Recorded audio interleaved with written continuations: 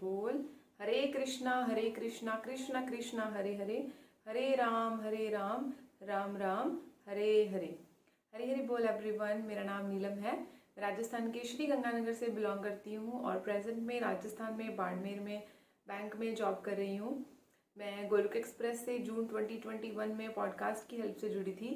तब से ही मेरी स्पिरिचुअल जर्नी स्टार्ट हुई है और आज मैं आप सबके साथ अपनी स्पिरिचुअल जर्नी शेयर करने जा रही हूँ।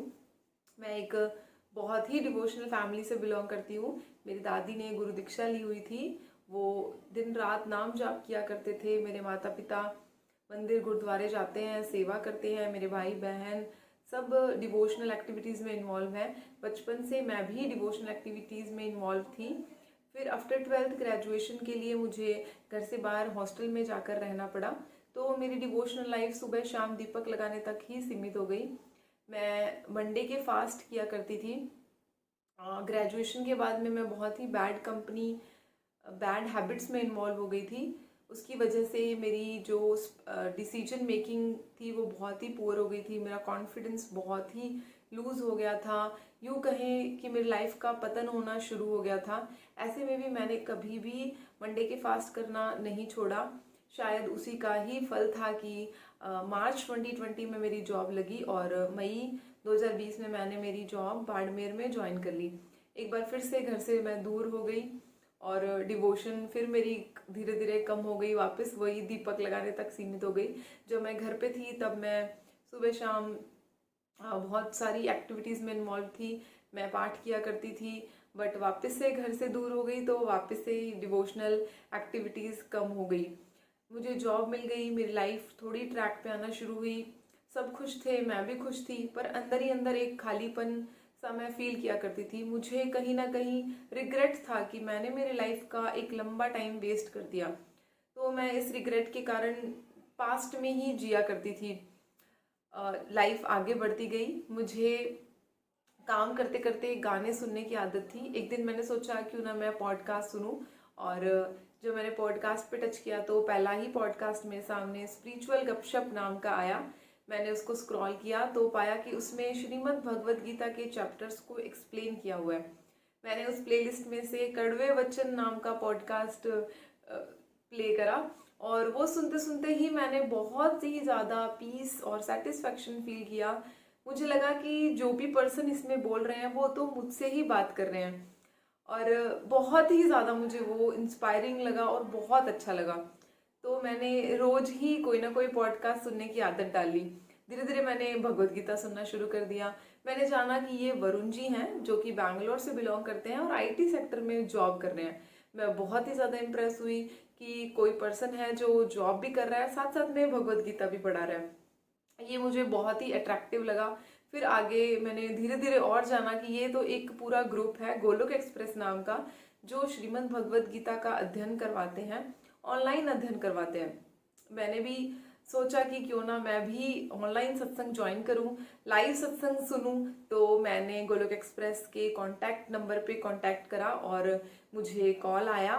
मुझे विजय गुप्ता जी जो कि चंडीगढ़ से बिलोंग करते हैं, उनका फ़ोन आया और उन्होंने मुझे गोलोक एक्सप्रेस के बारे में बताया। गोलोक एक्सप्रेस के फाउंडर निखिल जी, नितिन जी, इनके बारे में बताया।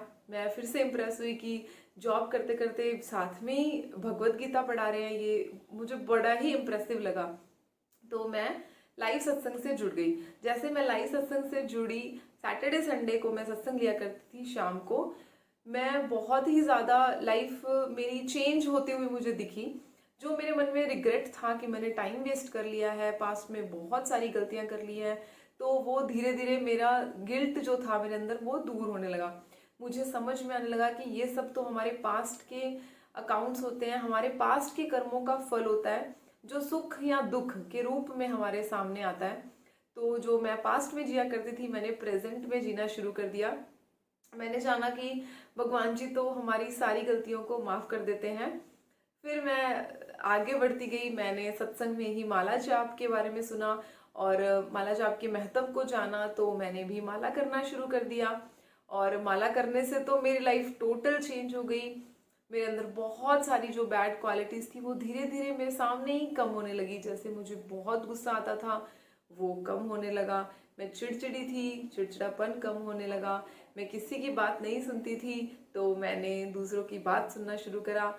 फैमिली से मेरे रिलेशन काफ़ी ख़राब होते होते जा रहे थे रेगुलरली, तो वो भी मेरे इम्प्रूव होने लगे। गोलोक एक्सप्रेस के अंदर बहुत सारी विशेषताएं थी जो मुझे बहुत अट्रैक्ट कर रही थी अपनी ओर। उसमें सबसे बड़ी जो एक प्लस पॉइंट था वो ये था कि ये 2 वे इंटरेक्टिव मॉडल था।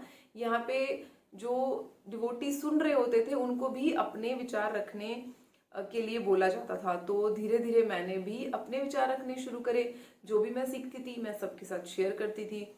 ऐसा करने से जो मैं कॉन्फिडेंस बहुत ज़्यादा लूज कर गई थी, मैंने मेरा कॉन्फिडेंस वापस पाया। लाइफ में ट्रांसफॉर्मेशन ही ट्रांसफॉर्मेशन होते चले गए और डिसीजन मेकिंग जो मेरी बहुत ही ज़्यादा पुअर हो गई थी वो बहुत ही ज़्यादा इम्प्रूव होने लगी। जैसे जैसे मैं आगे बढ़ती गई मेरी माला बढ़ती गई और मुझे श्री हरि की कृपा से सुबह 5 AM वाला सत्संग भी ज्वाइन करने का मौका मिला।